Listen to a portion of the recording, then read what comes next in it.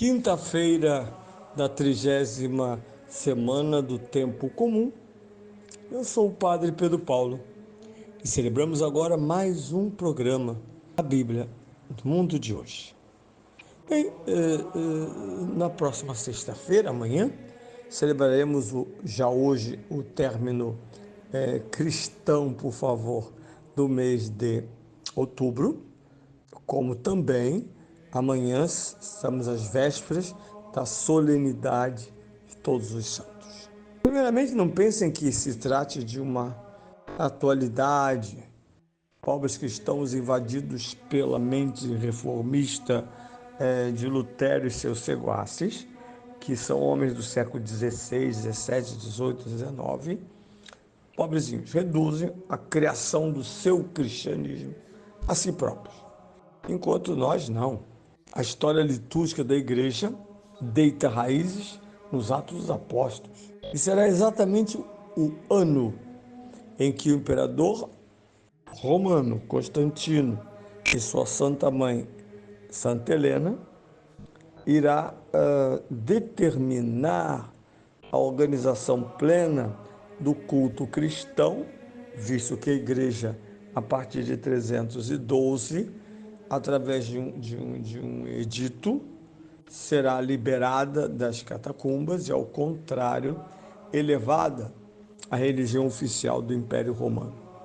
Cuidado com as tolices ditas que afirmam, por maldade, por ignorância ou por perversidade, que isso significa a criação da igreja. Ignoremos isso porque são quase 4 séculos de vida cristã. Mas 3 séculos, pelo menos, de vida cristã.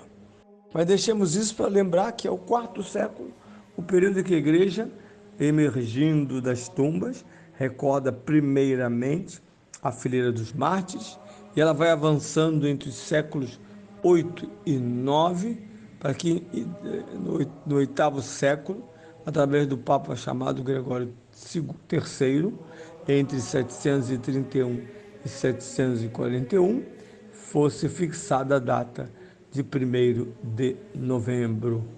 Tudo isso é o caminho que nós chamamos de tradição, pelo qual o magistério organiza, pavimenta a fé cristã.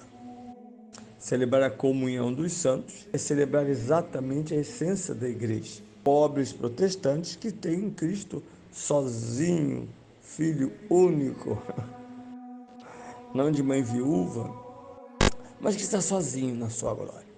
Só a imaginação infértil de alguém para pensar isto, partindo das Escrituras e, ao mesmo tempo, como não poderia ser de selo, da tradição. Ao contrário. É a festa da comunhão, isto é, da partilha, do compartilhamento da graça vitoriosa de Cristo. Por isso, neste dia, destaca-se a beleza do papel da Virgem Maria, como aquela que, de uma forma ou de outra, ela apresenta como a rainha dos santos em todas as suas dimensões. É interessante escutar aqui a figura medieval brilhante de Santo São Bernardo Abade, um gênio, um pregador, um santo, um sábio, um diplomata, que no século XII, fundando a ordem dos cistercienses, deixa-nos um legado de pregação. Ele, por isso, é doutor da igreja. Apressemos-nos ao encontro dos irmãos que nos esperam. Por que louvar os santos? Para que glorificá-los? Para que, enfim, esta solenidade? Que lhes importam as honras terrenas a eles que, segundo a promessa do Filho, o mesmo Pai Celeste glorifica? De que lhes servem nossos elogios? Os santos não precisam de nossas homenagens, nem lhes vale nossa devoção. Se veneramos os santos, sem dúvida nenhuma, o interesse é nosso, não deles. Eu, por mim, confesso, ao recordar-me deles, sinto acender-se um desejo veemente. Em primeiro lugar, o desejo que sua lembrança mais estimule e incita é o de gozarmos de sua tão amável companhia e de merecermos ser concidadãos e comensais dos espíritos bem-aventurados, de unir-se ao grupo dos patriarcas, às fileiras dos profetas, ao senado dos apóstolos, ao numeroso exército de mártires, ao grêmio dos confessores, aos coros das virgens, e de associar-nos, enfim, à comunhão de todos os santos e com todos nos alegrarmos. A Assembleia dos Primogênitos aguarda-nos. Nós parecemos indiferentes.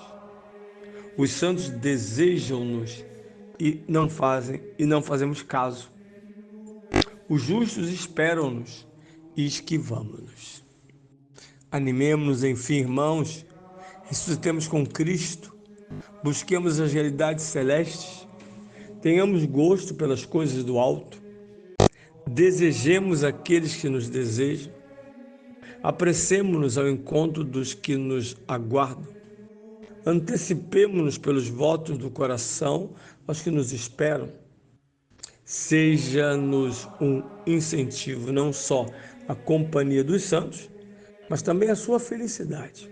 Cobicemos com fervoroso empenho também a glória daqueles cuja presença desejamos. Não é mais esta ambição, nem de nenhum modo é perigosa a paixão pela glória deles.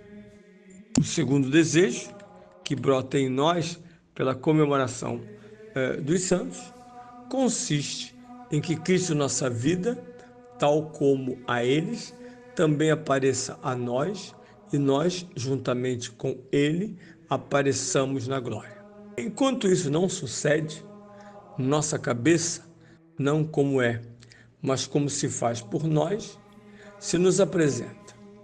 Isto é, não coroada de glória, mas com os espinhos dos nossos pecados.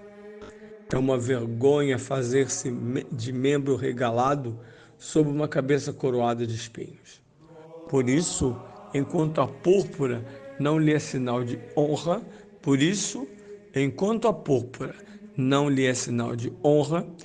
mas de zombaria. Será sinal de honra quando Cristo vier, e não mais se proclamará a sua morte, e sabemos que nós estamos mortos com Ele, e com Ele escondida a nossa vida. Aparecerá a cabeça gloriosa, e com ela refugirão os membros glorificados, quando transformar nosso corpo humilhado, configurando a glória da cabeça, que é Ele mesmo. Com inteira e segura ambição, cobicemos essa glória. Contudo, para que nos seja lícito esperá-la e aspirar a tão grande felicidade, cumpre-nos desejar com muito empenho a intercessão dos santos.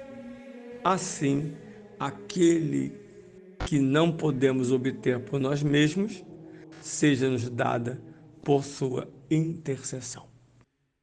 Bem, tive a honra de dar voz no século XXI a este mestre, a este santo, esse doutor medieval, que é o santo cisterciense São Bernardo de Claraval.